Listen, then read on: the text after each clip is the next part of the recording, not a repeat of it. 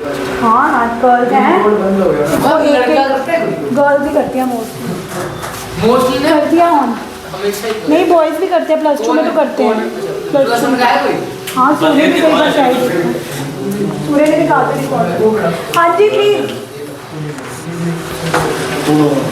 नहीं पहले आप सारे चुप करो, मैं तभी स्टार्ट करूँ। Third method for the preparation of alkanes is from carboxylic acid. अब मैंने तुम्हें कल बोला था कि अगर आप कार्बोक्सिलिक एसिड से अल्केन बनाना चाहते हो तो आप खुद ही सोचोगे कि मैम कुछ ऐसा करो ओ हट जाए, क्योंकि अल्केन्स में तो ओ होता ही नहीं है। आप कार्बोक्सिलिक एसिड से अल्केन बना रहे हो, अल्केन इज जस्ट हाइड्रोकार्बन, यानी कि अगर आप मीथेन बना रहे हो CH4 में तो ना तो ऑक्सीजन तो है नहीं। तो कल मैंने तुम्हें मेथड बताया था D carboxylation. D carboxylation is basically the removal of CO2, still talking, from organic molecule. जब आप किसी ऑर्गेनिक मॉलिक्यूल से पूरा का पूरा CO2 ही रिमूव कर देते हो, उस रिएक्शन को डी कार्बोक्सिलेशन बोला जाता है। और यही रिएक्शन अल्केन्स की प्रिपरेशन के लिए कल हमने यूज़ करेंगे। All we have to do is, ये सीधी सीधी एग्जाम में पूछी जाएगी। सबसे पहले आपको कार्बोक्सिलिक एसिड का सोडियम सॉल्ट लेना होता है, इसमें सोडियम कार्बोक्सिलेट, और इसको रिएक्ट करवाना होता है सोडा लाइम से। तो कल मैंने तुम्हें बताया था कि Na2CO3 बना के उड़ जाएगा और पीछे से ये HR को मिल जाएगा और हमारे पास अल्केन बन जाएगा। अगर आपको ये जनरल रिएक्शन समझ नहीं आ रही तो मैंने एग्जांपल लिया था कि 2 कार्बन वाली कार्बोक्सिलिक एसिड ली थी जिसको बोलते हैं सोडियम इथेनोएट या कॉमन नेम इज एसीटेट। जैसे हम इसमें NaOH और CaO डालते हैं तो Na2CO3 बना के उड़ जाता है, पीछे से HCH3 को मिल जाता है। अब इस रिएक्शन की एक लिमिटेशन दिख रही है तुम्हें? इस रिएक्शन की एक लिमिटेशन जो मुझे नज़र आ रही है वो ये आ रही है कि अगर आप 2 कार्बन वाले कार्बोक्सिलिक एसिड से शुरू कर रहे हो, आपको बनने वाला अल्केन एक ही कार्बन मिलेगा। That means you are starting with 2 carbon carboxylic acid ethanoate, यानी कि सोडियम इथेनोइक एसिड से शुरू कर रहे हो, तो एंड में प्रोडक्ट में एक ही कार्बन मिल रहा है। क्यों नमन? यहाँ तो 2 कार्बन थे, क्योंकि एक कार्बन को कौन लेके चला गया? Na। किसकी फॉर्म में? Na2C, पूरा NaOH नहीं लेके गया, H तो CH3 को मिल रहा है, Na लेके गया in the form of Na2CO3। तो कल को अगर मुझे मीथेन की जगह 2 कार्बन वाला इथेन बनाना हो तो मैं क्या करूँगी? अगर मुझे मीथेन बनाना है तो मैं कितने कार्बन वाला कर दूँ? तो अगर मुझे इथेन बनाना हो, इथेन 4 डी कार्बन एक ज़्यादा, अरे देखो, अगर मैं 3 कार्बन वाला कार्बोक्सिलिक एसिड लूँगी, सोडियम प्रोपेनोएट, स्टिल बातें हो रही हैं, समझ नहीं आएगा। 4 क्यों लेंगे? NaOH तो एक ही लेके जाएगा ना, NaOH तो एक ही लेके जाएगा, तो पीछे से कितने कार्बन वाला अल्केन मिल जाएगा? इथेन। समझ आ रही है? क्या समझ आ रही है कि अगर तुम्हें मीथेन प्रिपेयर की क्वेश्चन आता है, आकाश अगर क्वेश्चन आया for the preparation of butane which carboxylic acid या which sodium salt of carboxylic acid will you take for the decarboxylation. अगर आपको ब्यूटेन बनाना है तो आप कौन सी कार्बोक्सिलिक एसिड लोगे डी कार्बोक्सिलेशन करने के लिए? क्या बनाना है? ब्यूटेन में कितने कार्बन होते हैं? 4। तो यानी कि इधर वाले कंपाउंड में कितने रहे होंगे कि वो 4 रह जाएंगे? एक एक्स्ट्रा होगा ना, क्योंकि अगर तो इधर 5 लेगा तभी उधर 4 रहेंगे ना, क्योंकि एक कार्बन तो इसने ही ले जाना है। तो तू आंसर क्या देगा कि for the preparation of butane I need pentanoic acid, ब्यूट से एक ज़्यादा। अगर मुझे पेंटेन बनाना हो, यानी कि मुझे अगर प्रोडक्ट में 1 2 3 4 5 पेंटेन 5 चाहिए, तो उधर कितने होने चाहिए? 6। तो कौन सी एसिड लोगे? हेक्सेनोइक। अगर मुझे यहाँ पे 6 कार्बन वाला 1 2 3 4 5 heptanoic, so that is the tip to be noted कि डी कार्बोक्सिलेशन आप जितने कार्बन वाले कार्बोक्सिलिक एसिड का करोगे एक कार्बन ने कम हो जाना है। तो अगर प्रोडक्ट में तुम्हें 4 चाहिए तो रिएक्टेंट में कार्बोक्सिलिक एसिड कितना होना चाहिए? 5। समझ आया? और ऐसा क्वेश्चन आता भी है, ठीक है। अब लास्ट मेथड है, सुन लो, ये कार्बोक्सिलिक एसिड से ही लास्ट मेथड है कोल्बीज इलेक्ट्रोलिसिस मेथड। फिर मैं ये दोनों मेथड लिखवा दूंगी। कोल्बीज इलेक्ट्रोलिसिस मेथड क्या करता है? ये कहता है कि मैं जितने कार्बन वाला कार्बोक्सिलिक एसिड लूँगा उतने कार्बन वाला ही अल्केन बनाऊंगा। डी कार्बोक्सिलेशन रिएक्शन की ये लिमिटेशन थी कि अगर आप 2 कार्बन वाला कार्बोक्सिलिक एसिड लेते थे तो बनने वाले अल्केन में 1 कार्बन रह जाता था। अगर आप 3 कार्बन वाली कार्बोक्सिलिक एसिड लेते थे तो बनने वाले अल्केन में कितने कार्बन रह जाते थे? 2। क्यों होता था ऐसे? क्योंकि एक कार्बन ने तो CO2 की फॉर्म में जाना ही जाना है। एक कार्बन ने तो किसकी फॉर्म में जाना है? मतलब एक कार्बन तो COO निकल ही जाएगा, तभी इसका नाम ही क्या था? D carboxylation. What do you mean by D? Removal of carbon dioxide. नाम ही खुद बता रहा है कि मेरी रिएक्शन में एक CO2 जाने वाला है। अब साइंटिस्ट ने कहा कि हमें कोई एक और मेथड ढूंढना चाहिए जिस मेथड से हम जितनी कार्बोक्सिलिक एसिड वाला सोडियम सॉल्ट लेके चलें उतने ही कार्बन वाला अल्केन बने। तो उसके लिए हम मेथड कौन सा यूज़ करते हैं? कोल्बीज इलेक्ट्रोलिसिस मेथड। पहले ये मेथड समझ लो क्योंकि थोड़ा सा टिपिकल है, थोड़ा सा मुश्किल है, फिर उसके बाद लिख लेना। कोल्बीज इलेक्ट्रोलिसिस मेथड में हमने क्या करना होता है? इसमें भी हमने कार्बोक्सिलिक एसिड का सोडियम सॉल्ट लेना होता है, ठीक है। तो जैसे मैं आपको एग्जांपल देती हूँ, अगर आपके पास CH3COONA 2 कार्बन वाला कार्बोक्सिलिक एसिड लेना है, लेकिन इसमें ये है कि जो भी आप लोगे उसके 2 मॉलिक्यूल पार्टिसिपेट करेंगे। अगर आप 2 कार्बन वाला कार्बोक्सिलिक एसिड लो, चाहे आप 3 कार्बन वाला कार्बोक्सिलिक एसिड लो, इसमें हमने 2 मॉलिक्यूल्स पार्टिसिपेट कराने। अब इसमें करना क्या है?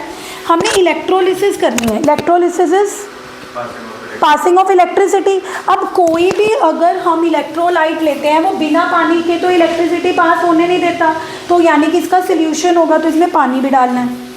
अब जैसे आप इलेक्ट्रिसिटी पास करोगे क्या होगा? जैसे आप इलेक्ट्रिसिटी, ये सॉल्ट ही तो है, sodium salt of carboxylic acid, ये सॉल्ट ही तो है। आप कार्बोक्सिलिक एसिड थोड़ा ले रहे हो, आप सोडियम इथेनोइक एसिड यानी कि sodium ethanoate, this is sodium salt of ethanoic acid, जिसको नाम क्या बन जाएगा? Sodium ethanoate. तो अगर तुम sodium salt of propanoic acid लोगे तो वो क्या बन जाएगा? Sodium propanoate. अगर तुम sodium salt of butanoic acid लोगे तो वो क्या बन जाएगा? सोडियम ब्यूटेनोएट। अगर तुम 5 कार्बन वाली कार्बोक्सिलिक एसिड पेंटेनोइक एसिड का सोडियम सॉल्ट दोगे तो वो पेंटेनोइक एसिड नहीं देगा, वो क्या बन जाएगा? सोडियम पेंटेनोएट, ठीक है। अब जैसे ही तुम इलेक्ट्रिसिटी पास करोगे क्या होगा? ये सॉल्ट भी अपने आयंस में टूट जाएगा, वाटर भी अपने आयंस में टूट जाएगा। सॉल्ट में कौन से आयंस दिख रहे हैं तुम्हें? CH3CONA में तुम्हें कौन से आयंस दिख रहे हैं? CH3COO नेगेटिव, Na पॉजिटिव, और वाटर में तुम्हें कौन से आयंस दिख रहे हैं? H पॉजिटिव एंड, क्योंकि बिजली का काम ही यही होता है कि अगर आप किसी चीज़ से इलेक्ट्रिसिटी पास करते हो, it simply break down the electrolyte into its ions. अगर किसी को और कुछ समझ नहीं आता, इतनी बात समझ लो कि कोल्बीज इलेक्ट्रोलिसिस में हम जिस भी कार्बोक्सिलिक एसिड के सोडियम सॉल्ट की इलेक्ट्रोलिसिस करने वाले हैं वो पहले अपने आयंस में टूट जाएगा। यहाँ तक समझ आ गया? अब ये आयंस क्या करेंगे? ये जाएंगे एनोड और कैथोड के पास, क्योंकि अगर बिजली पास करी है तो ऑब्वियसली वहाँ पर एक एनोड होगा, एक एनोड होगा और एक क्या होगा? एनोड कौन सा होता है? पॉजिटिव। तो इसके पास कौन से आयंस अट्रैक्ट होंगे? नेगेटिव। और कैथोड कौन है? नेगेटिव। इसके पास कौन से आयंस अट्रैक्ट होंगे? दिव्यांश मुझे बता कि इनमें से एनोड पे कौन से आयंस आएंगे? इन चारों आयंस में से एनोड पे कौन से आयंस आएंगे? नेगेटिव वाले आएंगे। तो पॉजिटिव के पास नेगेटिव वाले आएंगे। नेगेटिव वाले कौन है? CH3COO negative and OH negative will come, don't talk to oxidize। अब इसका क्या मतलब है? एक ना रूल होता है कि एनोड पर हमेशा ऑक्सीडेशन होती है। ऑक्सीडेशन मतलब लॉस ऑफ इलेक्ट्रॉन। ऑक्सीडेशन का मतलब क्या होता है? मैंने आपको पढ़ा रखा है, LEO. Loss of electron is oxidation. अब जब एनोड पे ये दोनों नेगेटिव आयन आए, इनके बीच में झगड़ा होगा, ये कहेगा मैं लूज करूंगा, ये कहेगा मैं लूज करूंगा एनोड पे, ये कहेगा मैं इलेक्ट्रॉन लूज करूंगा, ये कहेगा मैं इलेक्ट्रॉन। एग्जैक्टली। अब इन दोनों में से कौन जीतेगा? जो सीरीज में ऊपर होगा, जो ऊपर होगा, क्योंकि जैसे केदारनाथ का माली आलू जरा फीके से पकाता है, वो एक सिंगल सिंगल है, ये तो कपल डबल है। मैं वही तो कह रही हूँ, वो मेटल की सीरीज है ना, वो मेटल की सीरीज है। केदारनाथ का माली आलू जरा फीके से पकाता है। दुनिया में जितने भी आयन होते हैं सबकी ऑक्सीडाइज करने की एक वैल्यू होती है जिसको इलेक्ट्रोड पोटेंशियल बोलते हैं। जिसकी इलेक्ट्रोड पोटेंशियल की वैल्यू ज़्यादा होगी वो जीत जाएगा। अब तुमने नमन बातें नहीं यार, मैं पढ़ा नहीं पा रही हूँ जो बच्चे बोल रहे हैं। अब ये देखा गया है कि इन दोनों में से CH3CO नेगेटिव लूज करेगा। अब एक CH3CO नेगेटिव के पास एक इलेक्ट्रॉन है, तो दो CH3CO नेगेटिव के पास कितने इलेक्ट्रॉन है? 2। तो क्या बनेगा? 2 CH3COO 2 इलेक्ट्रॉन। अब ये जो चीज़ बनी है ना, ये अनस्टेबल है। ये क्या करेगी? ये एक इलेक्ट्रॉन लेके भाग जाएगी in the form of CO2, और पीछे से 2 CH3 आपस में जुड़ जाएंगे और इथेन बन जाएगा। अब देखो, तुमने कितने कार्बन वाली कार्बोक्सिलिक एसिड ली थी? कितने कार्बन वाली कार्बोक्सिलिक एसिड ली थी? 2। और आपके पास अल्केन भी कितने कार्बन वाला मिल गया? यही हम चाहते थे। हम कॉल्बीज इलेक्ट्रोलिसिस मेथड क्यों कर रहे हैं? डी कार्बोक्सिलेशन मेथड में ये एक डिसएडवांटेज था कि जब COO चली जाती थी तो अल्केन एक कार्बन वाला मिलता था। अल्केन कितने कार्बन वाला मिलता था? 1। कॉल्बीज इलेक्ट्रोलिसिस मेथड में बेशक मॉलिक्यूल 2 पार्टिसिपेट कर जाएं, लेकिन बनने वाला अल्केन उतने ही कार्बन वाला मिलेगा जितने कार्बन वाला आपने कार्बोक्सिलिक एसिड लिया था। आपने 2 कार्बन वाला कार्बोक्सिलिक एसिड लिया था इथेनोएट, तो आपको अल्केन भी कौन सा मिला? 2 कार्बन वाला इथेन। कैथोड पर क्या होगा? कैथोड पर पॉजिटिव वाले आयंस आएंगे, H positive and Na positive. कौन विन करेगा? हाइड्रोजन। तो hydrogen gain of electron, cathode पे गेन ऑफ इलेक्ट्रॉन होती है। H पॉजिटिव और Na पॉजिटिव में से कौन विन करेगा? H positive. क्यों? क्योंकि Na लूज करने, अगर लूज करना होता तो Na विन करता, गेन करना है तो कौन विन करेगा? तुम कहोगे मैम Na तो ऊपर आता है, Na शुड विन। केदारनाथ का माली आलू जरा फीके से पकाता है, Na बहुत ऊपर आता है, पर Na क्यों नहीं जीत रहा? क्योंकि इसमें कंपटीशन Na और H के बीच में नहीं है। कंपटीशन किसके बीच में? Na पॉजिटिव एंड लूज करने के मामले में कौन जीतता? Na positive. Na। अब गेन करने के मामले में कौन जीतेगा? हाइड्रोजन, क्योंकि Na लूज करना चाहता है और हाइड्रोजन गेन करना चाहता है। तो ये मेथड दोनों खत्म। दोबारा समझाऊं, this was the last method for the preparation of alkanes, जो हमने कल से स्टार्ट करी थी फ्रॉम कार्बोक्सिलिक एसिड। कल हमने देखा था कि कार्बोक्सिलिक एसिड से अल्केन बनाने का तरीका होता है डी कार्बोक्सिलेशन। डी कार्बोक्सिलेशन मतलब CO2 का रिमूवल, जो किसकी मदद से किया जाता है? NaOH। और NaOH क्या करता है? Na2CO3 बना के उड़ जाता है, पीछे से HR को मिल जाता है। यानी कि अल्केन बन तो जाते हैं, बट बनने वाला अल्केन हैज़ 1 कार्बन लेस। जैसे कि अगर आप 2 कार्बन वाला इथेनोएट ले रहे हो तो बनने वाला अल्केन कौन सा होगा? मीथेन। अगर आपने 2 कार्बन वाला अल्केन बनाना है इथेन, तो आपको कार्बोक्सिलिक एसिड कितने कार्बन वाला लेना पड़ेगा? 3। इस प्रॉब्लम को सॉल्व करने के लिए हमने कौन सा मेथड पढ़ा? कॉल्बीज इलेक्ट्रोलिसिस। कॉल्बीज इलेक्ट्रोलिसिस कहता है आप जितने कार्बन वाला कार्बोक्सिलिक एसिड लोगे आपको उतने ही कार्बन वाला अल्केन मिलेगा, बट आपको वो कार्बोक्सिलिक एसिड के मॉलिक्यूल कितने लेने पड़ेंगे? 2। जैसे कि अगर हम 2 कार्बन वाले कार्बोक्सिलिक एसिड का सोडियम सॉल्ट ले रहे थे CH3COONA, मॉलिक्यूल कितने लेने पड़ेंगे? 2। और इलेक्ट्रोलिसिस करने के लिए क्या डालना पड़ेगा? इलेक्ट्रोलिसिस करने के लिए क्या डालना पड़ेगा? पानी। फिर क्या पास करेंगे? बिजली। जैसे ही बिजली पास करेंगे क्या होगा? Electrolyte will break into ions. CH3CONA कौन से आयंस में ब्रेक होगा? CH3CO नेगेटिव एंड Na 2 तो इसीलिए बन रहे हैं क्योंकि मॉलिक्यूल ही आप 2 ले रहे हो। और वाटर किस में ब्रेक होगा? H पॉजिटिव एंड जब ये अपने पॉजिटिव नेगेटिव आयन में टूट जाएंगे तो अब हमने कौन सी रिएक्शन लिखनी है? एक रिएक्शन लिखनी है एनोड पर और एक रिएक्शन लिखनी है कैथोड पर। एनोड कौन सा इलेक्ट्रोड होता है? पॉजिटिव। तो इसके पास कौन से आयन अट्रैक्ट होके आएंगे? नेगेटिव। इन दोनों में कंपटीशन होगा, जीतेगा कौन? CH3COO। किस बात में जीत रहे हैं? इलेक्ट्रॉन लूज करने के लिए आए हैं, क्योंकि एनोड पर क्या होती है? Loss of electron. CH3CO ने एक इलेक्ट्रॉन लूज करना है, बट 2 CH3CO हैं तो 2 इलेक्ट्रॉन लूज करेंगे। 2 इलेक्ट्रॉन लूज करके वो एक इंटरमीडिएट बना रहे हैं। CH3CO कोई अनस्टेबल नहीं है, तो COO एक इलेक्ट्रॉन लेके भाग जाएगा in the form of CO2। Actually COO positive नहीं आएगा। नहीं, वही बता रही हूँ कि पॉजिटिव क्यों नहीं आएगा। क्योंकि वहाँ नेगेटिव है ना, कहाँ नेगेटिव है? लेफ्ट में वो नहीं है, वो देख लिया CO नेगेटिव नहीं है, वो चेंज हो गया वो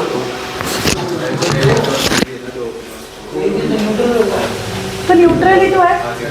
जब उसने अपना नेगेटिव दे दिया तो वो न्यूट्रल पॉजिटिव क्यों आएगा? CO2 उड़ जाएगा, पीछे से CH3 आपस में बॉन्ड बना लेंगे, which is known as cathode वाली रिएक्शन। मैम नैतिक का इसी में एक डाउट है। क्या बोल? वो कहता है H पॉजिटिव में 0 इलेक्ट्रॉन्स होते हैं, वो एक इलेक्ट्रॉन लेके H2 कैसे बन गया? यस मैम, आप वो 2 इलेक्ट्रॉन्स मैं फिर भी H तो बना ही नहीं, वो तो यस मैम H बन गया। H ही तो है ये। यस मैम, कल H बना दो इसका। H एग्जिस्ट नहीं करता ना, तो मैम इसके बाद एक और आप H ठीक है मैम ये दो वाली रिएक्शन करेगा, पहले H बनेगा, फिर जब एक और आयन आएगा फिर से H बनेगा, फिर बनेगा H। क्या किया? फिर तुम 2 ही ले लो, तुम्हें इतना प्रिसाइज रहना तो 2H 2 इलेक्ट्रॉन H बस। वहाँ पे हाफ। अब ये लिख लो, ये मेथड लिखो, फिर फिजिकल प्रॉपर्टीज शुरू करेंगे। थर्ड मेथड लिखो, इसमें कोई थ्योरी नहीं है, बस कार्बोक्सिलिक एसिड में डीकार्बोक्सिलेशन की डेफिनेशन लिख लेना। The process of removal of carbon dioxide from organic. हाँ, the process of removal of, बातें नहीं करो, ऑर्गेनिक्स चल रही है, फ्रॉम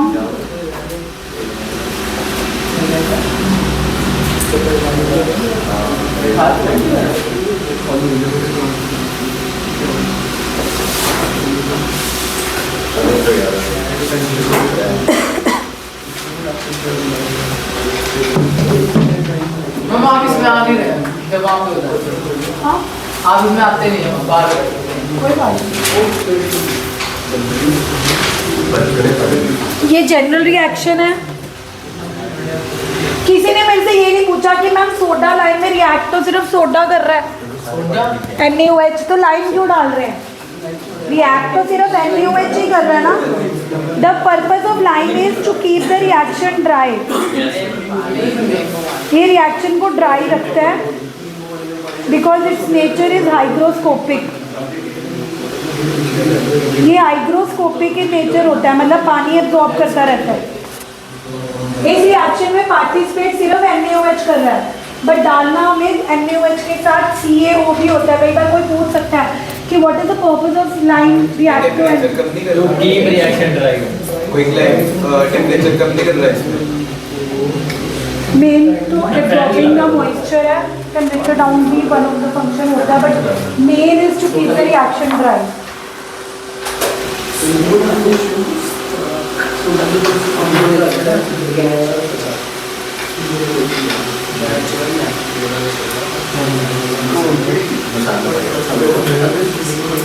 कितनी नेम्ड रिएक्शंस हमने कर ली?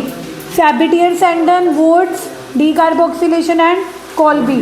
मतलब 4 मेथड करे हैं, चारों ही नेम्ड रिएक्शंस हैं। अगर साथ साथ नेम्ड रिएक्शन 5-5, किसी ने कॉपी बनाई है छोटी सी जो मैंने बोली थी? यस मैम, 5 रुपए वाली।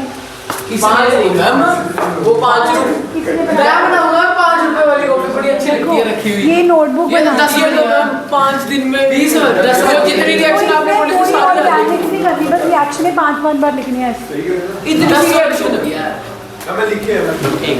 देखो जो मेरी बात फॉलो कर रहे हैं ना, बात 5 रुपए 10 रुपए की नहीं है। जो मतलब अगर नाम में बोला 5 बार जो बट कहता है ना मैम 5 वाली कॉपी में क्या होता है, एक रिएक्शन ना एक पेज में आ जाती है, वही 5 बार आ जाती है, उससे ज्यादा ही फिर वही ले लो।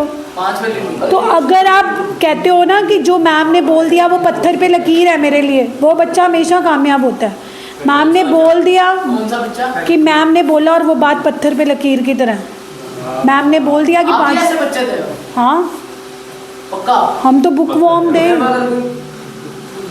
हम ना वो बच्चे होते थे जिनको पेरेंट्स को बोलना पड़ता था कि बस मत पढ़ो। हमें कभी ये नहीं बोलना पड़ता था कि पढ़ो, हमें बोलते थे कि मत पढ़ो। पेरेंट्स को बोलना पड़ता था मत पढ़ो। कितना पढ़ते थे कि पेरेंट्स कहते थे कि बस अब मत पढ़ो। नहीं, वो तो हमारे को भी बोला था 10th के बोर्ड के टाइम, जब रात को 2-2 बजे तक पढ़ते थे। फिर तुम तो फिर पेपरों में अब पढ़ो। आपका जन्म कब हुआ?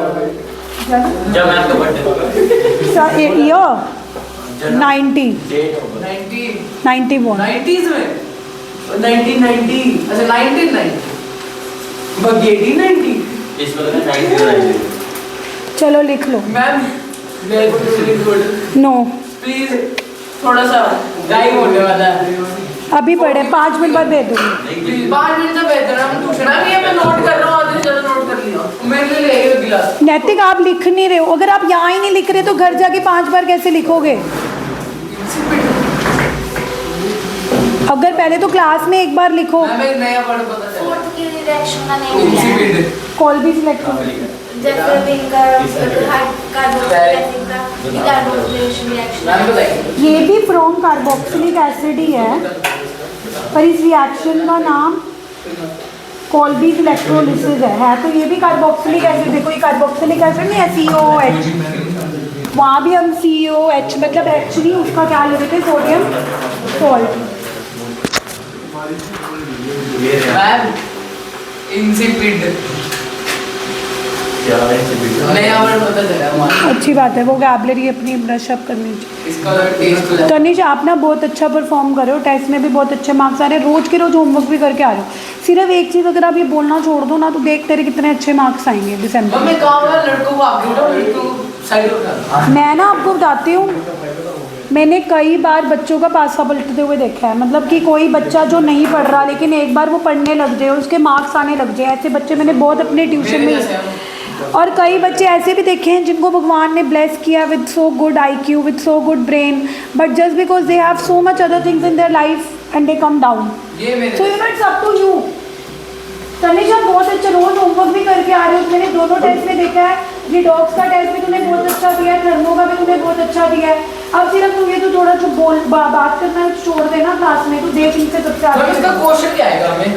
क्वेश्चन देखो सीधा सीधा भी आ सकता है, डीकार्बोक्सिलेशन, या जैसे मैंने तुम्हें बोला कि name the compound which is required for the preparation of propane. नहीं, 2 मार्क्स में भी आ सकता है कि प्रोपेन बनाने के लिए सजेस्ट करो कि आप कौन सा कार्बोक्सिलिक एसिड लोगे। अब जिसका लॉजिक क्लियर होगा कि प्रोपेन से बनाने के लिए हमें जो कार्बोक्सिलिक एसिड है वो 1 कार्बन ज़्यादा, यानी कि ब्यूटेनोइक एसिड का सोडियम ब्यूटेनोइक। एंड आगे ये भी लिखा हो सकता है नैतिक, name the acid which is required for the formation of propane, also right the reaction involve. फिर पहले तो सोच कि अगर तूने प्रोपेन बनाना है 3 कार्बन वाला अल्केन, तो यहाँ पे देखो 4 कार्बन वाला लेना पड़ेगा और पूरी रिएक्शन भी लिखनी पड़ेगी। तो ज़रूरी नहीं है MCQ में आ सकता है, 2 मार्क्स में आ सकता है। कोई करके दिखाएगा ये रिएक्शन?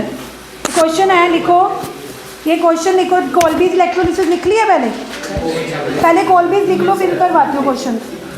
पहले फटाफट कॉल्बीज इलेक्ट्रोलिसिस कर लो, फिर मैं बताती हूँ कि क्वेश्चन कैसे आ सकते हैं। पता है क्या, तुमसे तो बेटर डबल क्लास है इसके बाद जो आती है 12th स्ट्रेंथ वाइज। और देखो उनकी हिम्मत नहीं होती बोलने की, और सब उनकी भी ऑर्गेनिक्स चलती है, वो बच्चे कैसे पढ़ते हैं। पानी रखे हैं नहा लो पानी से, कभी पीना है कभी गिरना है। गर्मा गर्म पानी लेके आए हैं।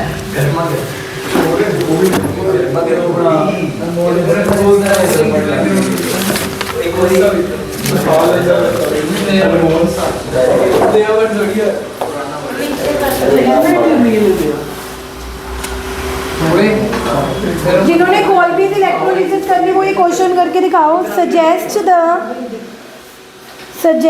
The sodium salt of carboxylic acid required to prepare propane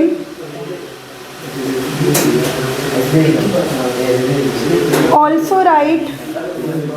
बातें नहीं। दिव्यांश जी क्वेश्चन करके दिखा दें। मैम मेरे को भी जब आता नहीं। अभी तो शुरू हुआ है, अगर अभी नहीं पकड़ा अल्कीन अल्काइन एरोमेटिक पूरा डूब जाओगे। कम से कम ऑर्गेनिक्स पता टाइम है लेना पड़ेगा। मैम आपने बोला था 30 marks की यस मैम तू तो है भी दो दिन उन्हें बोल देना। जो बच्चे ये सोच रहे हैं कि मैं कल परसों आया नहीं, मेरे को अल्केन आता नहीं, तो अभी कर लो, नहीं आता है। करो ये क्वेश्चन। फिर वो कह रहे हैं कि सजेस्ट करो कि आप कौन सा कार्बोक्सिलिक एसिड का सोडियम सॉल्ट लोगे ताकि प्रोपेन बन जाए। अब मैं बुटानोइक एसिड। हाँ, अब मैंने तुम्हें क्या कहा था, प्रोपेन मतलब कितने कार्बन वाला अल्केन। प्रोपेन पता है ना, प्रोप मतलब पहले तो जिनको नहीं पता, एक कार्बन क्या होता है मिथ, दो कार्बन क्या होते हैं तीन, प्रॉप, चार मतलब ब्यूट, पांच मतलब सिक्स मतलब हेक्स, आकाश, नोनी नहीं है, नोन। मैम 10 तक ही याद करने हैं ना बस, आगे भी कर ले। नंबर करने के ध्यान मैं तो कुछ राइट नहीं किसी को। अब क्वेश्चन बोल रहा है कि आपको प्रोपेन बनाना है। प्रोपेन मतलब कितने कार्बन वाला अल्केन बनाना है, तीन। यानी कि अगर आपको 3 कार्बन वाला अल्केन बनाना है, प्रोडक्ट में 3 कार्बन रहने चाहिए। 3 कार्बन के लिए आपको लेना क्या पड़ेगा, 4 कार्बन वाला कार्बोक्सिलिक एसिड। तो देखो 3 कार्बन बनाने के लिए मैंने पहले 4 कार्बन लिए और 4 कार्बन का कार्बोक्सिलिक एसिड लेना है। तो कार्बोक्सिलिक एसिड तुम्हें खुद बनाना पड़ेगा, COONA। यहाँ पे H लगा दो। H कैसे लगाते हैं, पहले कार्बन को कितने H दोगे, 3, क्योंकि टेट्रावेलेंसी होती है। इस कार्बन ने एक ही बॉन्ड बना रखा है, तो टोटल 4 बॉन्ड बनाने के लिए आपको 3 बॉन्ड देने पड़ेंगे। इस कार्बन ने 2 बॉन्ड ऑलरेडी बना रखे हैं, तो इसकी टेट्रावेलेंसी पूरी करने के लिए 2 ही हाइड्रोजन दे दो, इसको भी 2 ही दे दो। इस कार्बन को हाइड्रोजन देने की ज़रूरत ही नहीं क्योंकि इसके 4 बॉन्ड। स्ट्रक्चर नहीं बनाने आते किसी को। देखो पहले मैंने क्या किया, 3 कार्बन वाला अल्केन बनाने के लिए 4 कार्बन लिए, चौथे कार्बन या पहले कार्बन को मैंने कार्बोक्सिलिक एसिड बना दिया, COO। और कार्बोक्सिलिक एसिड नहीं बनाना गाइस, उसका सॉल्ट बनाना है। तो मैंने COO के साथ क्या रख लिया, Na। बाकी कार्बन को हमने H देने हैं, बाकी कार्बन को हमने क्या देने हैं, H। पहले कार्बन को हमेशा कितने H देने होते हैं, 3, और बीच वाले कार्बन को कितने H देने होते हैं, 2। तो ये स्ट्रक्चर बन गया। तो तुमने खुद स्ट्रक्चर बनाया, खुद कैसे बनाया, ये सोचकर कि अगर मुझे 3 कार्बन यानी कि प्रोपेन बनाना है तो मुझे स्टार्टिंग में 4 कार्बन रखने पड़ेंगे। क्यों 4 रखने पड़ेंगे, क्योंकि जैसे ही तुम इसमें NaOH डालोगे तो Na एक तो लेके ही चला जाएगा, Na2CO3। जैसे आप NaOH डालोगे, Na ये वाला तो लेके चला जाएगा, Na2CO3 बना के, तो पीछे से 3 ही कार्बन रह जाएंगे। Yes ma'am. तो क्या बनेगा प्रोपेन का स्ट्रक्चर, CH3 CH2, इस CH2 को ये वाला H मिल जाएगा तो CH3। तो क्या बन गया। तो जो बच्चे मेरे से ये पूछ रहे थे कि मैम क्वेश्चन कैसे आएंगे, ऐसे क्वेश्चन आ सकते हैं कि सजेस्ट करो कि आपने कौन सी, अब सजेस्ट क्या कि आपने कौन सी कार्बोक्सिलिक एसिड सजेस्ट करी, 4 कार्बन वाली। तो क्या नाम है इसका, sodium salt of butanoic acid या सोडियम ब्यूटेनोएट। मैम हम ऐसे कोई रिएक्शन नहीं बताया, मतलब ऐसे वैसे लिखा हुआ आ सकता है ऐसे। हाँ। तो ना एक बार ऐसे हो गया।